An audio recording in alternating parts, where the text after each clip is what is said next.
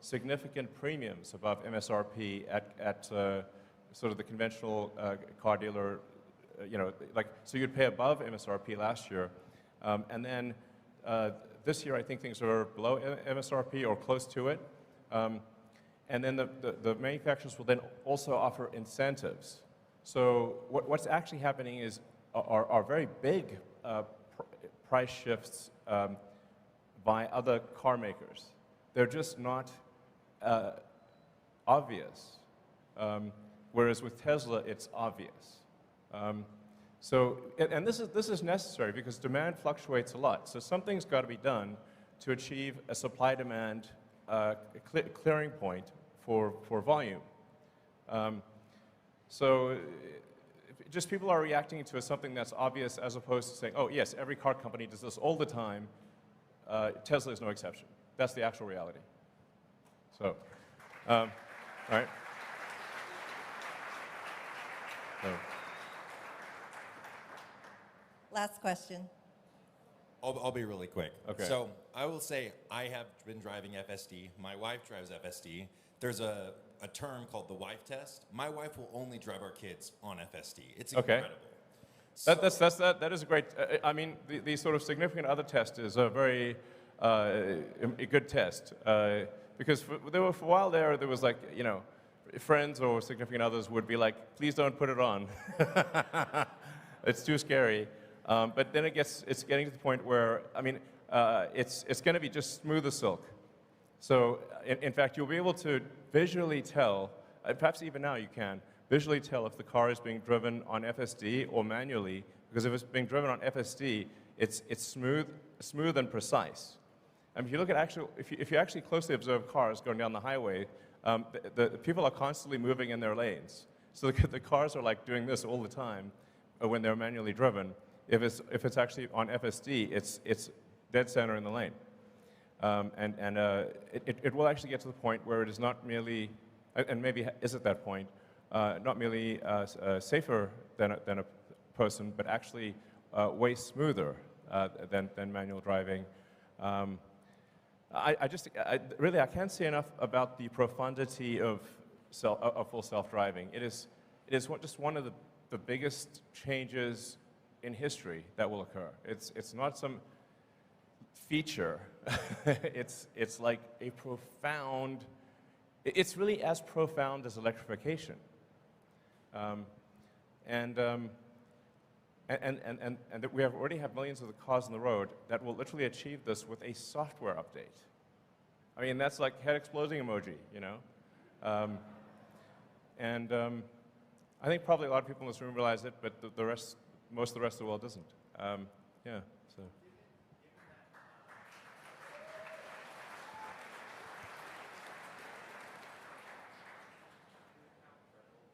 Given how incredible FSD is and how much merit you're giving to potential future margins of the car, as well as how much impact on society, and given that they didn't even want you to say if it's going to happen this year, just not to jinx it. Sure. Would it be possible to have just for some type of public-facing, investor-facing kind of timeline, so that way you mentioned V12 is coming, and that's AI front end.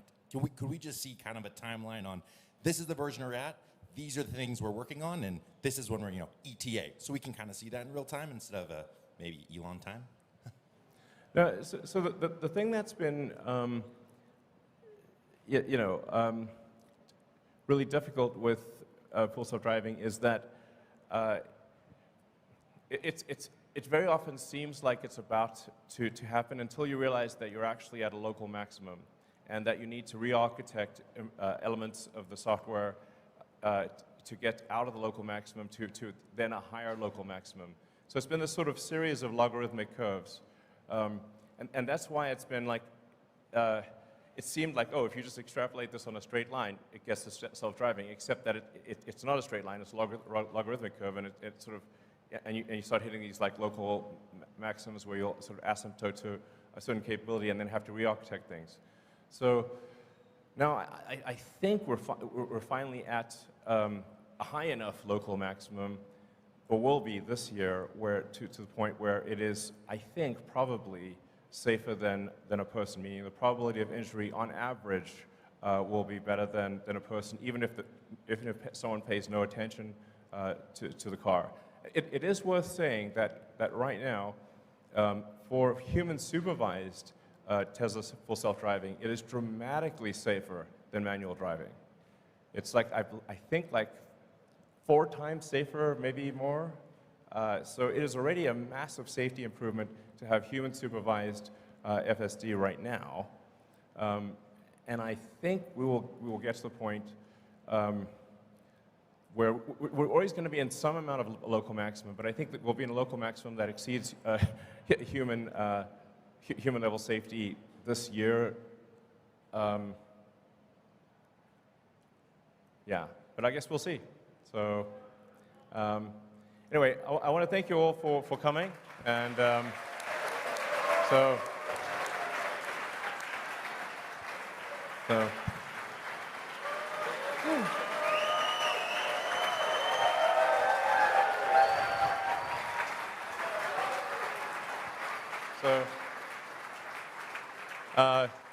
Just want to say, like, you know, your support is super appreciated, and you know, as I say, a friend in need is a friend indeed, and supporting Tesla when the chips are down, those are the real friends, and you're them. So thank you. All right. Okay. So with that, we can go to ad hoc questions from the audience.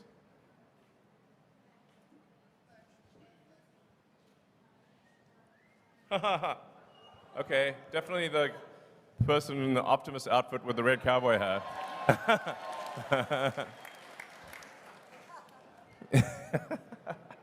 Great outfit.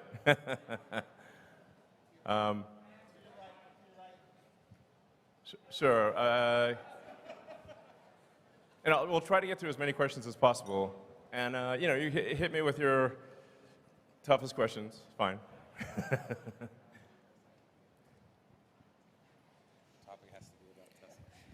Okay, it is. Hey, Dad, it's your son Optimus. Hey, kid. I wanted to. Do you see it more likely that you guys will have an RV first or a cyber camper?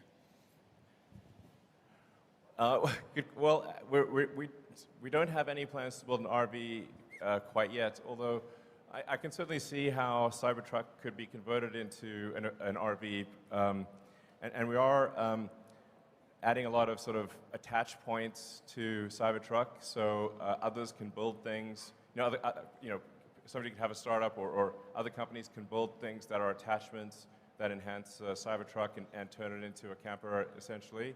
Because I think it'd be really cool to have all these like third-party things available for Cybertruck.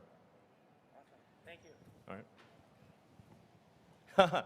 I mean, you could also probably just, you're that close, you could just say it or something, I don't know. Actually, we'd like you guys to queue up behind us. So there's Okay. 3 All mics. right, all right. Yeah, so Go just ahead and queue get up. in line. Thank you. And try to make the question short so we can get through a lot of questions.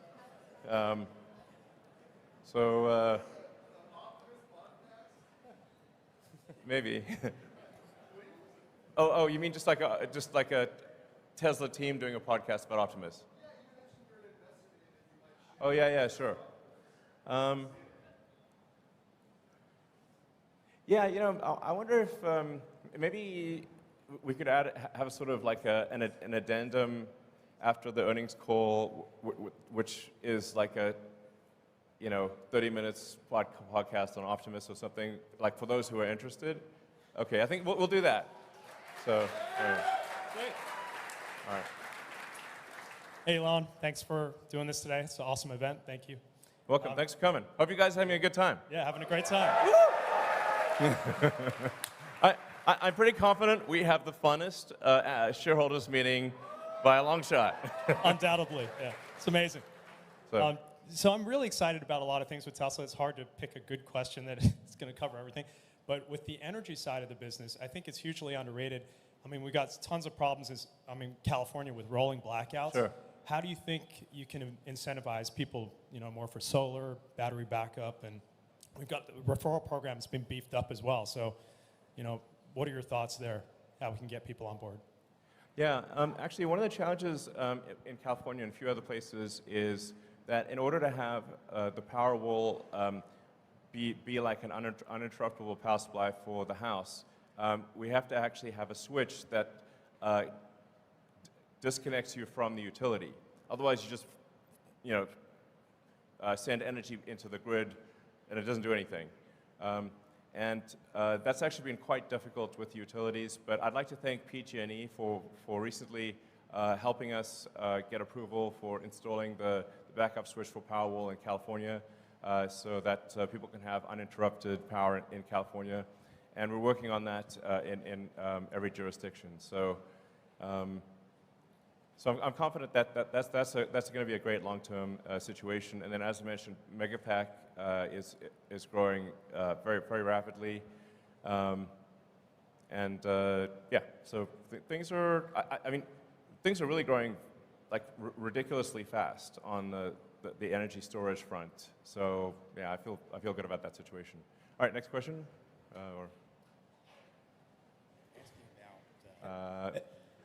Hello. Great. Hey, Elon, a lot of people have just kind of been wondering, how are you doing? So just wondering, what's up? How you doing? How you feeling? We saw you were partying in Cabo recently, so just What, wondering me? Must have been someone else. yeah, so how are you doing? Just human to human, how you doing? Well, I have to say, it's been a bit of a roller coaster situation. Like,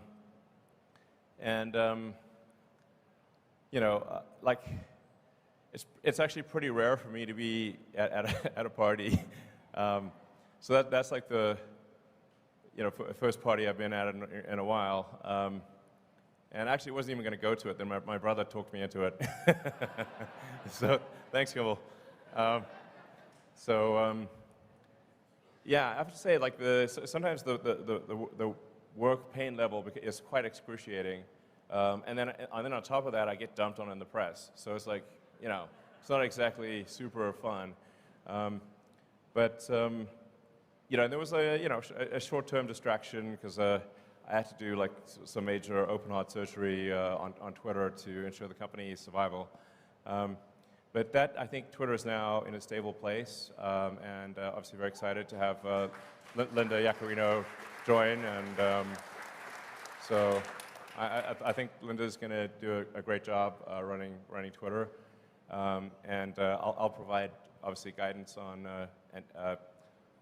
technology development. But as you can see, I think Twitter at this point has released more new features in the last 6 months than it has in the last 6 years. So, obviously this is not a Twitter meeting, but the larger point is that I feel at this point I don't need to devote incremental time. The amount of time that Twitter will take going forward is relatively small compared to the last 6 months. So yeah.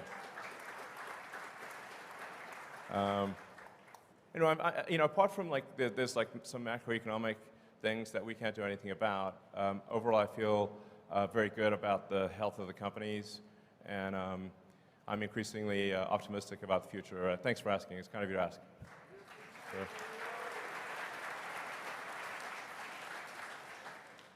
Have you guys considered stretching out the financing terms on your auto business? You talked about earlier, consumers don't necessarily look at the sticker price they're paying. All they're concerned about is monthly payment. Right. And one of the fundamental advantages of an EV is that it's substantially more durable. And so would you guys ever consider stretching terms out to 10 years, especially in this rate environment, given the shape of the yield curve? Extending the terms out that farther, you'd actually be capturing a lower cost of funds. Yeah, the important thing to appreciate is that that the vast majority of the financing is from banks. So it's kind of whatever the banks are prepared to do. This year, I guess we'll do on the order of $100 billion of sales. And we don't have $100 billion in cash to finance that. So the vast majority of it has got to come from banks. So it's really the bank's choice of what they're willing to do. And it has been tricky with banks recently because, as I mentioned earlier, if you're a bank and you're not sure whether you're going to be alive or not, it's a pretty big distraction, and increasing your auto loan portfolio is very much a secondary priority. So it's just important to appreciate it's not up to Tesla, it's up to the banks. And there's not some easy solution where you can say have a so-called a captive financing arm, et cetera, because you have to securitize those loans. And the market for securitizing them is weak. There is no, I wish there was an easy path, but there isn't. So, you know, I think it's just important to remember that the economy moves in cycles. And we've had a very long period of upcycle. The next 12 months will be, I think, difficult for everyone. And I think, you know, when Berkshire Hathaway had their annual meeting, Warren and Charlie actually said, like, hey, this year, the Berkshire companies are going to make less money. And you know, they're very well-run organizations, and I think that's just generally true for the economy. So, you know, it's also important to remember that, you know, there are good times and there are dark times, but then the good times follow the dark times. So, my advice would be, don't look at the markets for the next 12 months. If there's a dip, buy the dip. And I think you will not be sorry, because you know, there's just generally a sort of there's an economic cycle to things, but things come back up. So my guess is tough times for a year. Like I said, just my guess. But then Tesla will emerge stronger than ever, and the long term, if you say like net present value of future cash flows, will be incredible, in my opinion. All right. So.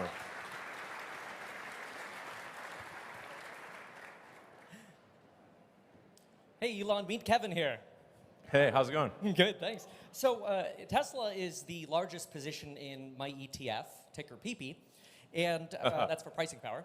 Right. And I'm curious, I really think that some of the features that you highlighted here, like the over-the-air airbag deployments of improving the features, the safety features, are great things that we could be advertising. I know you've heard this many times before. I know you have. But sorry, go ahead, yeah. $525 off every car this year is half a Netflix's advertising budget. $1,000 is the entire Netflix advertising budget, and I see their ads everywhere. Why not advertise these things that you told us here? I feel like nobody else knows about this. I just talked to Gordo, the Tesla bear, and he's still talking about 2016 New York Times pieces. These people are in the past, man. That's like 7 years ago at this point. Yeah, that's what I'm saying. Yeah, it's actually, I talked to a lot of people, and they still think that like Teslas are like super expensive. And I'm like, no, actually, the starting price for a Tesla is below the average auto price in the US. It's like, and that's a good thing. Yeah. I mean, I think it's good that it's that way, you know? Like our goal was always to make cars that are affordable to the general public. So I hear you. I mean, I think, and it's indeed ironic that, you know, Twitter is like highly dependent on advertising. So, you know, here I am. It's like, you know, never used advertising really before, and now have a company that's highly dependent on advertising. So, I guess I should say advertising is awesome, and everyone should do it. But I think I hear your sort of larger point, which is that there are amazing features and functionality about Teslas that people just don't know about. So, yeah. And although there's obviously a lot of people that follow, like, say, the Tesla account and the you know, my account, whatever, on Twitter, to some degree, it is preaching to the choir. And the choir is already convinced. So I think what you're saying does have some merit, and you know what? I believe in taking suggestions. So we'll try a little advertising and see how it goes.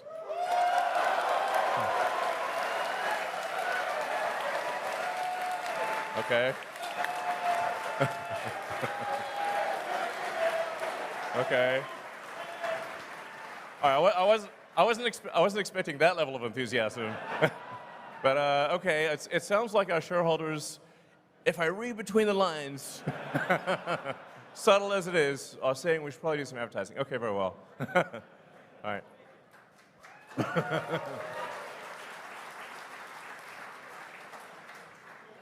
Hi, Elon. Hi, Tesla. Thank you for everything. So my question is regarding, you recently added Steam to the car, and that's great. We can play video games. Is Tesla currently developing the ability for other parties to develop apps for the car? For example, if we can buy actually customizable themes for the operating system of the car, I think you can make some revenue there, like that space themes for the car or Lord of the Rings or stuff like that. Do you have any interest in that right now? Well, I mean, the important. So I think the notion of having entertainment apps and whatnot becomes increasingly important as the cars achieve self-driving, because otherwise you can only really play games or watch movies or whatever when the car is stationary. You know, if it's charging or whatever, then you can use it. But when it's at the point at which it's full self-driving, I think it's very much about entertainment and productivity. So I think that is something that might make sense in the future. But overwhelmingly, the focus right now for Tesla software, apart from improving safety, is achieving full self-driving, and then getting full self-driving to be much safer than human driving. And then once we achieve full self-driving, I think that there could be a lot of opportunity for apps and whatnot. So, but you know, even in the car as it is today, for a Model S and X, we've made a sort of a full Steam integration. So you can actually just literally log on with a Model S or X with your Steam account and play any game that is on Steam, which is a lot of games, which is pretty wild. I think a lot of people don't know that. You can play with a keyboard and mouse. You can play with a joystick or controller. You can also play Netflix, YouTube, or anything else. I mean, for my little son X, he loves watching, actually loves watching rocket videos in the rear screen of the Model S and X. So yeah, so it is something that we will do long term. But one of the things, we already have a lot of stuff there, and we'll do more as self-driving becomes a reality. So.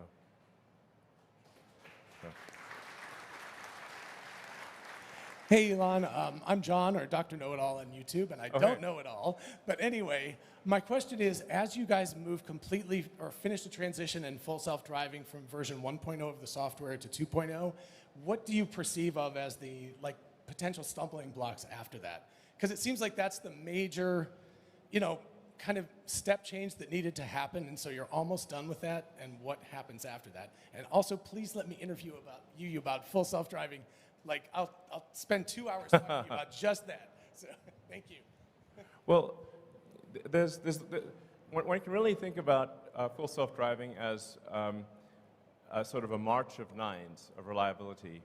So we need to get to the point where the probability of injury is lower than that of the average human driver, and then ultimately probability of injury is much lower.